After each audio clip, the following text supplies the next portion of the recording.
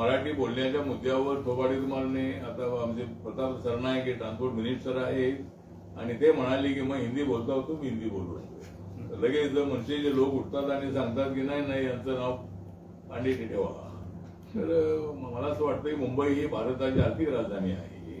मराठी बोला हे ठीक आहे, आम्ही मराठी आहोत, पण मुंबईमध्ये नॉन मराठी जे लोक आहेत ते 60% आहे, 40% मराठी लोक आहेत, पण अनेक नॉन मराठींचाही मोठा सहभाग आहे. त्यानंतर आपले टाटा असतील, बिर्ला असतील, मफतलाल असतील, महिंद्रा असतील, आपले रिलायन्स अंबानी असतील, अदानी असतील, तर हे सगळे काही मराठी नाही आहे. राज ठाकरेंची भूमिका ही अनेक वेळेला संविधानाच्या विरोधामध्ये असते.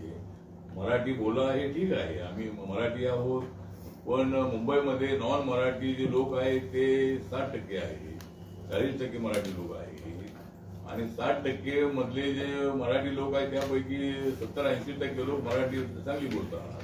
बाकीच्या 15-20% लोकांना मराठी समजा पूर्णपणे येत नसेल तर त्यांना दादागिरी करून थोबाडीत मारून काहीतरी त्यामध्ये मजदूर अजिबात नाही आहे. हिंदी आपली राष्ट्रभाषा आहे, त्याचा आदर करणं अत्यंत आवश्यक आहे. आणि हे दोन भाऊ यासाठी एकत्र आले की आमच्या राज्य सरकारने असा निर्णय घेतला होता की पहिलीपासून हिंदी कंपल्सरी करायची. त्या मुद्द्यावर ते एकत्र आले आणि सरकारच्या विरोधामध्ये काहीतरी त्यांना भूमिका घ्यायचीच होती. त्यामुळं त्यांनी एकत्र आले, पण सरकारने निर्णयच मागे घेतला. त्यांचा मोर्चा जो होता तो मोर्चा फेल करून टाकला आम्ही. त्यामुळं तर निर्णय तो मागे घेतला. आता मराठी बोलण्याच्या मुद्द्यावर थोबाडीत मारणे. आता आमचे प्रताप सरनाईक हे ट्रान्सपोर्ट मिनिस्टर आहेत आणि ते म्हणाले की मग हिंदी बोलता होतो मी हिंदी बोलू. लगेच मनसेचे लोक उठतात आणि सांगतात की नाही नाही यांचं नाव पांडित ठेवा. तर मला असं वाटतं की मुंबई ही भारताची आर्थिक राजधानी आहे.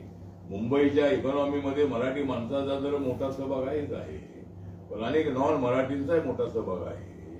त्यानंतर आपले टाटा असतील, बिर्ला असतील, मफतलाल असतील, महिंद्रा असतील, आपले रिलायन्स अंबानी असतील, अदानी असतील, तर हे सगळे काही मराठी नाही आहे. त्यांनी करोडो लोकांना रोजगार दिलेला आहे. त्यामुळं एकदम मुंबईला बदनाम करण्याचा प्रयत्न राज ठाकरेंच्या लोकांनी करू नये. राज ठाकरे हे चांगले नेते आहेत, त्यांच्या मोठ्या सभा होतात, त्यांचं इव्हेंट मॅनेजमेंट अत्यंत चांगलं असतं, पण त्यांना मोठं मिळत नाही अशी परिस्थिती आहे. त्यामुळं मुंबई महानगरपालिका जी आहे ती आमच्या ताब्यामध्ये येणार आणि आमच्या महायुतीचा झेंडा मुंबईच्या महानगरपालिकेवर फडकेल आणि अनेक ठिकाणी आम्हाला सत्ता मिळेल असा आम्हाला विश्वास आहे.